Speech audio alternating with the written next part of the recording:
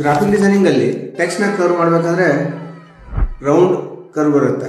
ಆದ್ರೆ ಇವಾಗ ಅದನ್ನ ಕಸ್ಟಮ್ ಕರ್ವ್ ಮಾಡಬೇಕು ಅಂದ್ರೆ ನಮಗೆ ಹೇಗೆ ಬೇಕೋ ಹಾಗೆ ಕರ್ವೇಚರ್ ಬೇಕು ಅಂದ್ರೆ ಕರ್ವ್ ಮಾಡಿರೋ ಟೆಕ್ಸ್ಟ್ ನ ಬರೀ ಶೋಲ್ಡರ್ ಮೇಲೆ ತರಬೇಕು ಅಥವಾ ಹೆಡ್ ಮೇಲೆ ತರಬೇಕು ಅಂದ್ರೆ ಹೇಗೆ ಮಾಡಬೇಕು ಅಂತ ತಿಳ್ಕೊಳ್ಳೋದಕ್ಕೆ ಈ ವಿಡಿಯೋನ ಕೊನೆವರೆಗೂ ನೋಡಿ.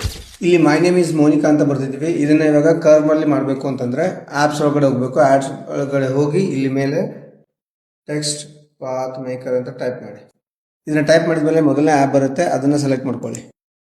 ಸೆಲೆಕ್ಟ್ ಮಾಡ್ಕೊಂಡಾಗ ಯುವರ್ ಟೆಕ್ಸ್ಟ್ ಅಂತ ಬಂದಿದೆ. ಇವಾಗ ಇಲ್ಲಿ ನಿಮ್ಮ ಟೆಕ್ಸ್ಟ್ ಹಾಕಬೇಕು. ಇವಾಗ ಇದು ಬೈ ಡಿಫಾಲ್ಟ್ ಆಗಿ ಈ ಸೈಜಲ್ಲಿದೆ. ಪ್ರೀಸೆಟ್ ಅಲ್ಲಿ ಒಂದು ಈ ತರ ಕರ್ವೇಚರ್ ಅಲ್ಲಿ ಇದೆ. ಇದನ್ನ ಸೆಲೆಕ್ಟ್ ಮಾಡಿದ್ರೆ ಇದು ಈ ತರ ಕರ್ವ್ ಆಗುತ್ತೆ. ಇದನ್ನ ಸೆಲೆಕ್ಟ್ ಮಾಡಿದ್ರೆ ರೌಂಡ್ ಆಗುತ್ತೆ. ಇದನ್ನ ಸೆಲೆಕ್ಟ್ ಮಾಡಿದ್ರೆ ಹಾರ್ಟ್ ಶೇಪ್ ಆಗುತ್ತೆ. ಓಕೆ, ನನಗೆ ಈ ತರ ಬೇಡ, ಕಂಪ್ಲೀಟ್ಲಿ ನಾನು ಯಾವ ತರ ಬಯಸ್ತೀನೋ ಅದೇ ತರ ಬೇಕು ಅಂತಂದ್ರೆ ನೀವು ಡ್ರಾ ಮಾಡ್ಬೋದು. ಡ್ರಾ ಮಾಡೋದಕ್ಕೆ ನಿಮಗೆ ಇಲ್ಲೊಂದು ಆಪ್ಷನ್ ಕೊಡುತ್ತೆ.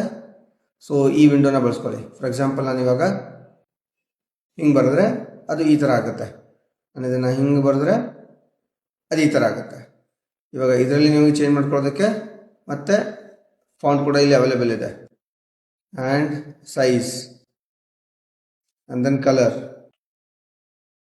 ಸ್ಪೇಸಿಂಗ್ ಬೇಕಂದ್ರೆ ಸ್ಪೇಸಿಂಗ್ ಆ್ಯಡ್ ಮಾಡ್ಕೋಬೋದು. ಬಾರ್ಡರ್ ಬೇಕು ಅಂದರೆ ಬ್ಯಾಕ್ಗ್ರೌಂಡ್ ಎಲ್ಲ ಇದೆ.